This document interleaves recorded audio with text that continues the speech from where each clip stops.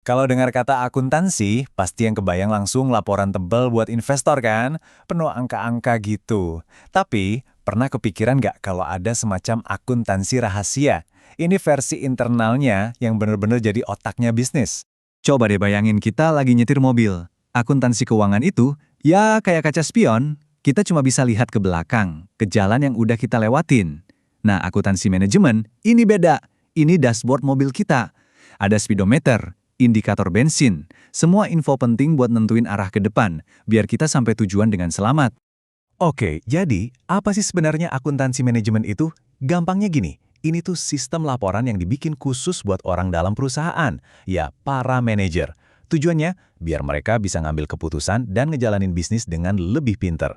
Penting buat diingat ya, informasi ini tuh benar-benar rahasia dapur. Gak bakal deh Anda nemuin data-data ini di laporan tahunan yang dipublikasi. Kenapa? Soalnya ini khusus buat mereka yang megang setir, yang nentuin perusahaan mau dibawa kemana.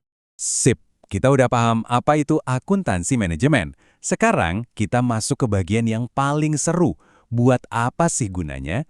Gimana ceritanya akuntansi ini bisa jadi kayak senjata rahasia buat para manajer? Jadi manajer itu kan tugas utamanya ada 3 ya. Bikin rencana, ngawasin pelaksanaannya, sama ambil keputusan. Nah, ketiga-tiganya ini butuh banget data dari akuntansi manajemen.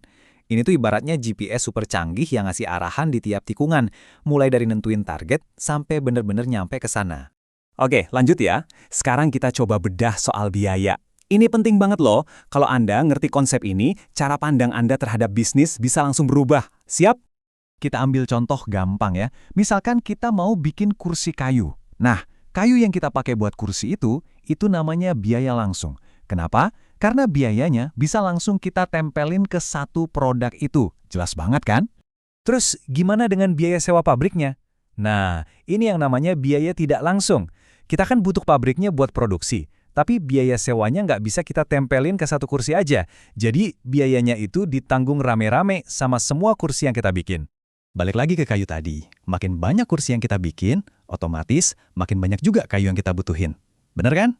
Nah, inilah yang disebut biaya variabel. Jumlahnya itu ngikutin naik turunnya produksi kita. Beda sama sewa pabrik. Mau kita bikin 1 kursi kek, 1000 kursi kek, biaya sewanya ya segitu-gitu aja kan? Nah, ini dia yang namanya biaya tetap.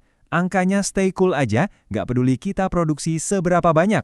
Oke, sekarang kalau semua biaya langsung tadi, kayu, upah tukang, dan lain-lain, kita gabungin, jadilah yang namanya biaya utama atau prime cost.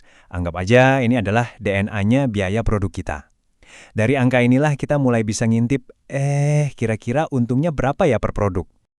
Oke, jenis-jenis biaya udah kita bahas. Tapi coba bayangin deh, perusahaan besar itu kan transaksinya bisa ribuan tiap hari. Gimana caranya mereka ngatur semua angka yang pusing dan berantakan itu? Pasti ada sistem canggihnya dong. Dan jawabannya adalah pengkodean biaya. Simpelnya, setiap jenis pengeluaran, mau itu beli paku sampai bayar listrik, dikasih kode unik, kayak KTP gitu deh. Jadi, nggak ada lagi ceritanya biaya gaib yang nggak tahu lari kemana. Dan sistem ini keren banget loh. Misalnya nih, bos nanya, tahun ini kita udah habis berapa ya buat beli palu di semua divisi? Gampang, tinggal masukin aja kodenya. Misalnya @ZZZ per FMChat 01154 dan jreng, angkanya langsung keluar. Praktis banget kan? Nah, kita udah ngumpulin data, udah dirapiin pakai kode, terus buat apa? Ini dia bagian puncaknya. Gimana cara kita menyulap angka-angka ini jadi keputusan bisnis yang cerdas? Intinya, dengan data-data ini, manajer nggak lagi ngambil keputusan berdasarkan kira-kira. Semua jadi terukur. Mau nentuin harga jual? Bisa. Mau milih produk mana yang paling cuan buat digenjot produksinya? Bisa juga. Bahkan, mereka bisa mastiin setiap rupiah yang dikeluarin itu benar-benar ngasih hasil maksimal. Jadi, kalau mau disimpulkan, itulah inti dari akuntansi manajemen. Tugasnya adalah mengubah lautan data mentah yang kelihatannya rumit jadi sebuah peta yang jelas. Peta untuk menavigasi dan membangun masa depan perusahaan. Konsep ini sebenarnya nggak cuma buat perusahaan besar loh, buat proyek pribadi kita juga bisa. Nah, saya jadi penasaran, kalau Anda lagi ngerjain sebuah proyek, entah itu di kerjaan atau proyek iseng di rumah, kira-kira biaya apa sih yang nomor 1 paling penting buat Anda pantau terus? Coba deh share di kolom komentar ya.